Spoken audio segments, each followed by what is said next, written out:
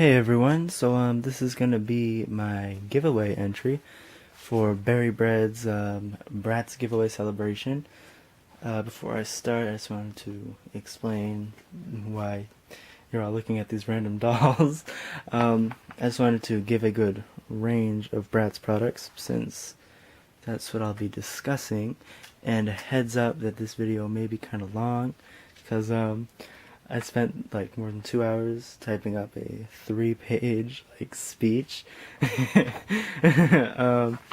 So it also may not be super HD like most of my videos are now, because I don't really have the time or the disk space for that. But yeah, here I go. Hey guys, it's AlexBabs12345, and I set out to kill a few birds with this stone of a video. First and foremost, this will be my entry for Adrian's Bratz giveaway celebration. Again, huge congrats on getting over 200 Bratz dolls. I love that rather than simply bragging about your collection, you've decided to do a huge giveaway for your fans. So yeah, this is for the giveaway, but I'd also like to give a definitive explanation to all the people on YouTube who constantly ask, OMG, why you like Bratz dolls? And as you might have heard, my 10th anniversary of collecting Bratz was actually this past Valentine's Day, so this seemed more than appropriate.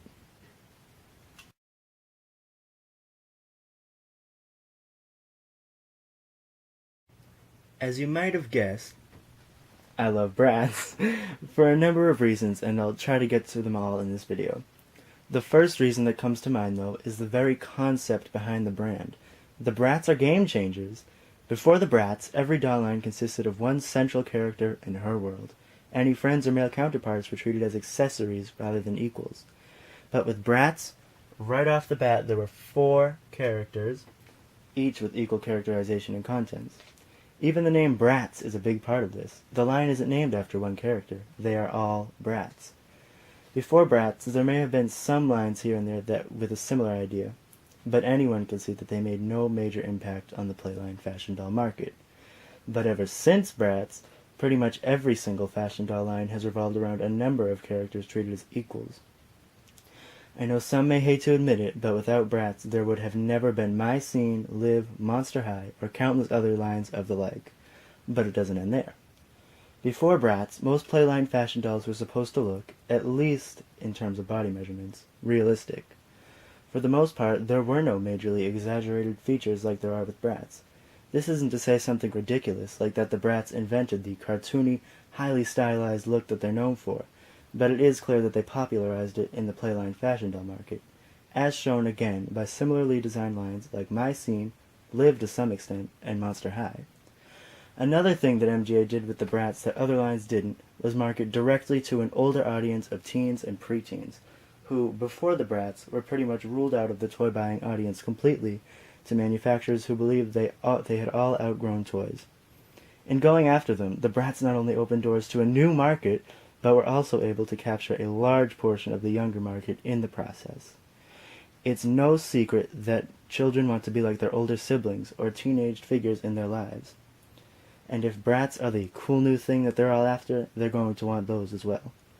And just a little tidbit, this also answers the age-old question of why do doll commercials always have teenagers?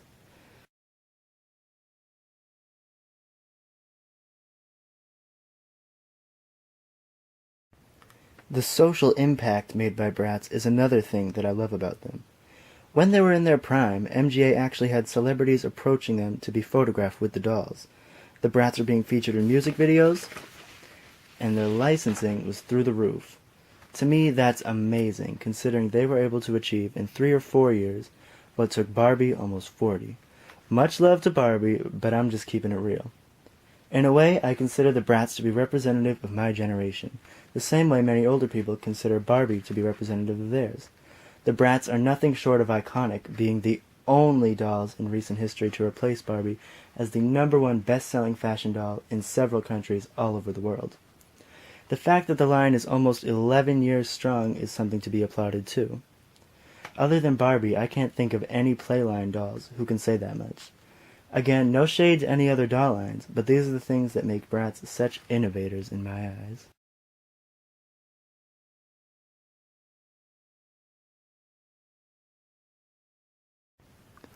Another thing I love about the Bratz is their general appearance. I fell in love with the line as soon as I saw their first commercial, mostly thanks to the gorgeous animations. I love the way that the dolls are designed. Their stylized look, like I said, is what set them apart from other dolls at the time of their introduction.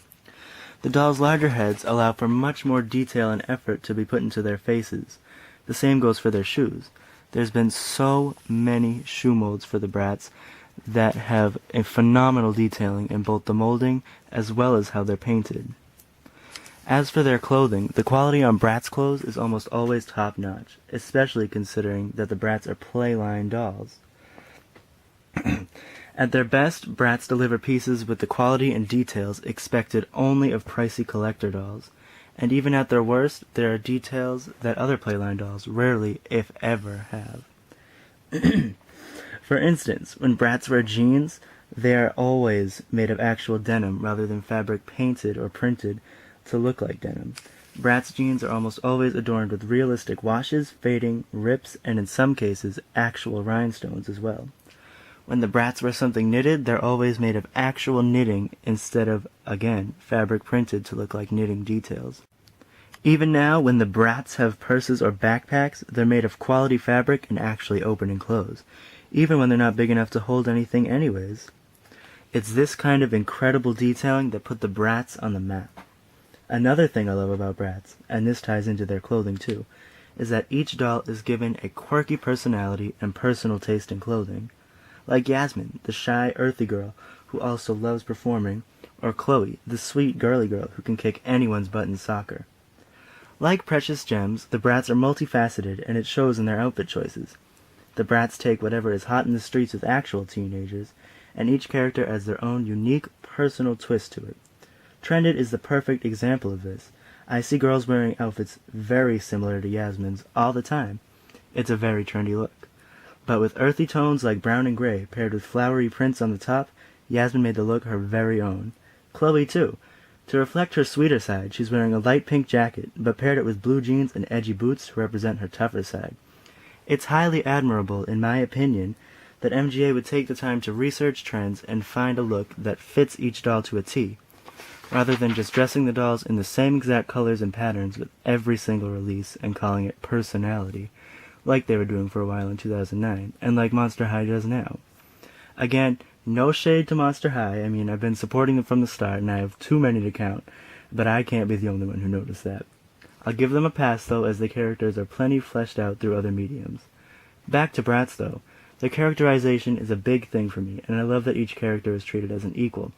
For a while, even the Bratz boys were their own separate but equal line, just called boys, once they proved they could survive on their own.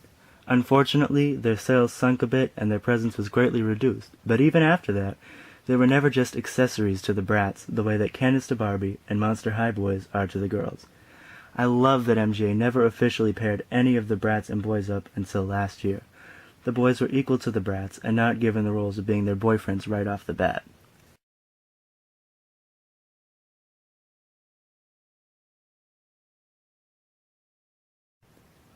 Finally, something I really love about Bratz is the way they brought so many people together. I know this isn't unique to the brand, as every doll has a fan base, but the Bratz have introduced me, personally, to so many amazing people on YouTube, Flickr, and doll boards. Heck, they even got me to more than 1,000 subscribers. The Bratz have had an incredible impact on my own and many other lives, as you know, Adrianne.